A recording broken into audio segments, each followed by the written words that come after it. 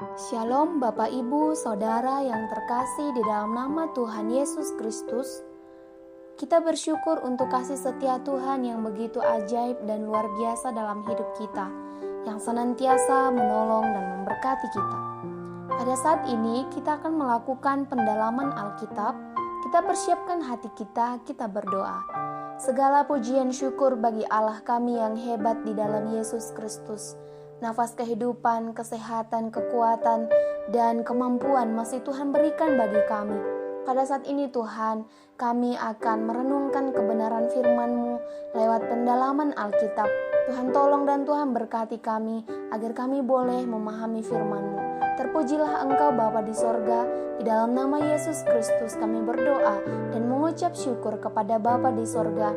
Haleluya, amin.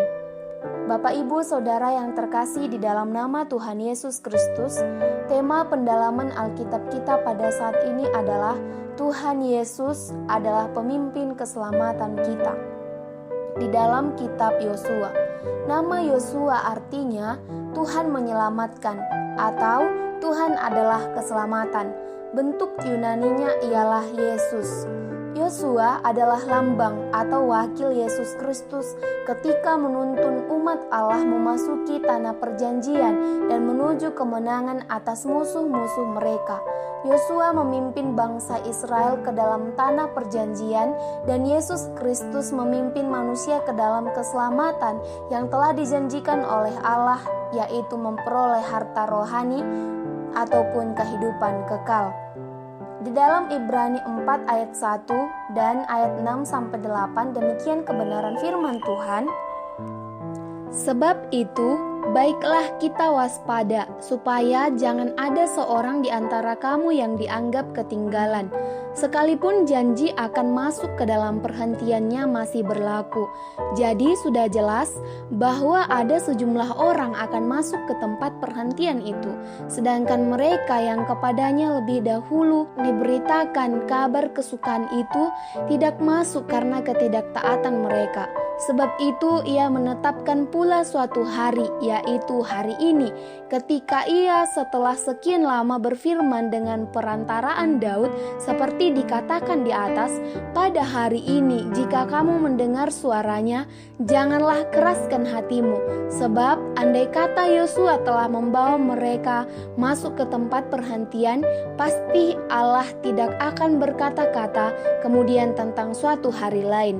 Sekalipun bangsa yang telah dipimpin oleh Yesus Kristus telah mendapatkan keselamatan di dalam Yesus Kristus sendiri, tetapi bangsa itu harus tetap berjuang dan memberikan yang terbaik bagi Allah, sehingga keselamatan yang Allah berikan bukan untuk dipermain-mainkan oleh orang percaya, tetapi untuk terus dipertahankan dan diperjuangkan, sehingga iblis tidak mengambil kesempatan untuk menjatuhkan manusia ke dalam dosa. 1 Timotius 6 ayat yang ke-12 demikian kebenaran firman Tuhan. Bertandinglah dalam pertandingan iman yang benar dan rebutlah hidup yang kekal. Untuk itulah engkau tetap dipanggil dan telah engkau ikrarkan ikrar yang benar di depan banyak saksi. Di dalam pendalaman Alkitab pada saat ini ada beberapa pertanyaan yang perlu kita jawab. Yang pertama, mengapa Tuhan Yesus merupakan pemimpin keselamatan? Yesus sebagai Tuhan dan Juru Selamat dan sebagai anak Allah disebut sebagai pemimpin keselamatan karena di dalam Tuhan Yesus setiap manusia akan hidup oleh pengampunan dosa melalui kematian Tuhan Yesus di kayu salib. Tetapi bukan sebatas Tuhan Yesus mati, melainkan Tuhan Yesus bangkit pada hari yang ketiga untuk menyatakan bahwa Tuhan Yesus menang, mengalahkan maut, dan hanya Tuhan Yesus yang layak menjadi pemimpin manusia kepada keselamatan. Tuhan Yesus bangkit dari kematian, artinya manusia yang mau percaya dan menerima Tuhan Yesus akan lepas dari jerat dosa dan maut. Kita boleh lihat di dalam Kisah Para Rasul 3 ayat yang ke-15, demikian firman Tuhan. Demikianlah ia, pemimpin kepada hidup telah kamu bunuh, tetapi Allah telah membangkitkan dia dari antara orang mati, dan tentang hal itu kami adalah saksi. Allah Bapa telah menetapkan Tuhan Yesus yang akan menjadi penyelamat umatnya dari dosa, sehingga Yesus disebut sebagai pemimpin keselamatan. Yesus adalah pemimpin keselamatan yang sempurna, yang membawa manusia berdosa memperoleh pengampunan dosa dan kehidupan kekal.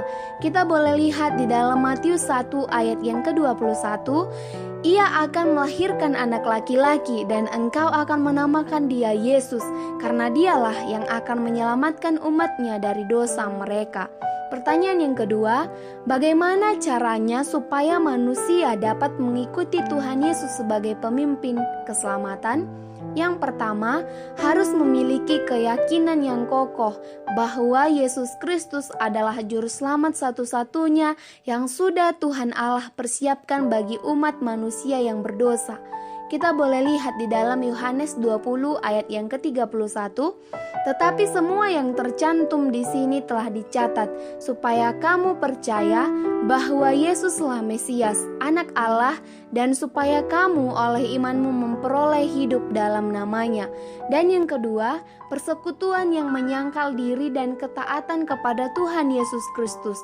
Di dalam Lukas 9 ayat 23 demikian firman Tuhan, katanya kepada mereka semua, setiap orang yang mau mengikut aku, ia harus menyangkal dirinya, memikul salibnya setiap hari dan mengikut aku.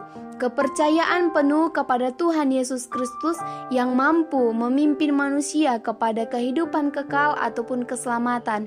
Di dalam Yohanes 14 ayat yang ke-6, kata Yesus kepadanya, "Akulah jalan dan kebenaran dan hidup. Tidak ada seorang pun yang datang kepada Bapa kalau tidak melalui aku."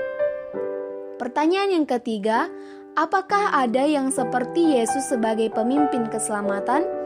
Tidak ada. Yang seperti Yesus tidak ada di seluruh dunia ini. Hanya Tuhan Yesus satu-satunya yang penuh belas kasih.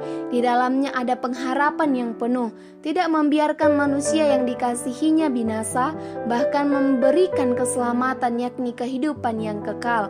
Di dalam Kisah Para Rasul 4 ayat yang ke-12 demikian firman Tuhan, dan keselamatan tidak ada di dalam siapapun juga selain di dalam Dia, sebab di bawah kolong langit ini tidak ada nama lain yang diberikan kepada manusia yang olehnya kita dapat diselamatkan.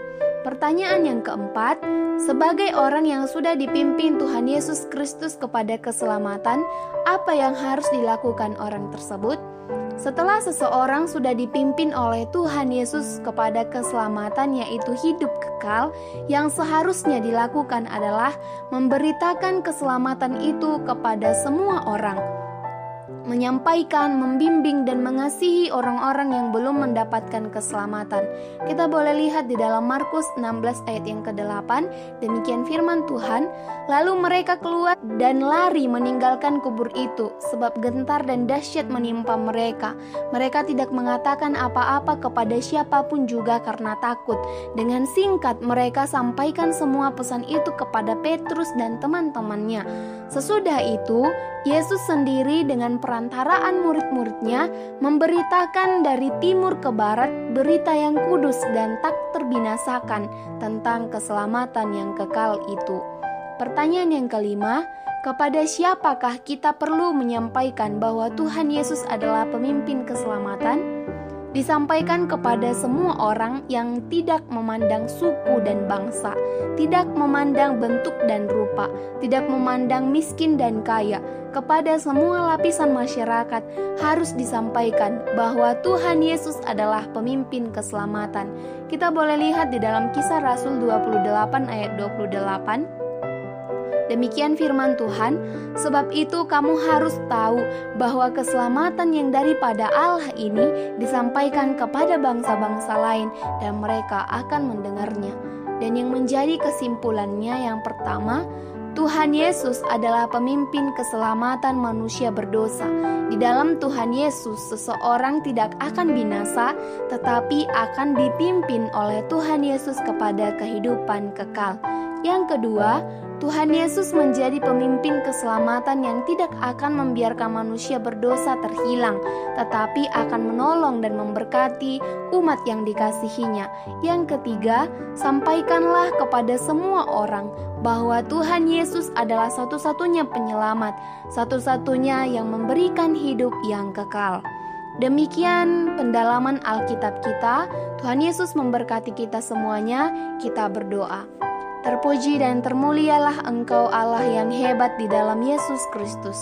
Pada saat ini Tuhan, kami sudah merenungkan kebenaran firman-Mu yang menyatakan bahwa Tuhan Yesus satu-satunya yang memimpin kami umat-Mu manusia kepada kehidupan kekal, kepada keselamatan. Terima kasih Tuhan Yesus untuk belas kasih-Mu yang hebat dan luar biasa, yang menolong kami, yang menyelamatkan kami. Kami bersyukur, tolong kami untuk selalu mengingat, memegang kebenaran firman-Mu. Terpujilah Engkau Bapa di sorga. Di dalam nama Yesus Kristus kami berdoa dan mengucap syukur kepada Bapa di sorga. Haleluya. Amin. Demikian pendalaman Alkitab kita. Tuhan Yesus memberkati kita semuanya. Shalom.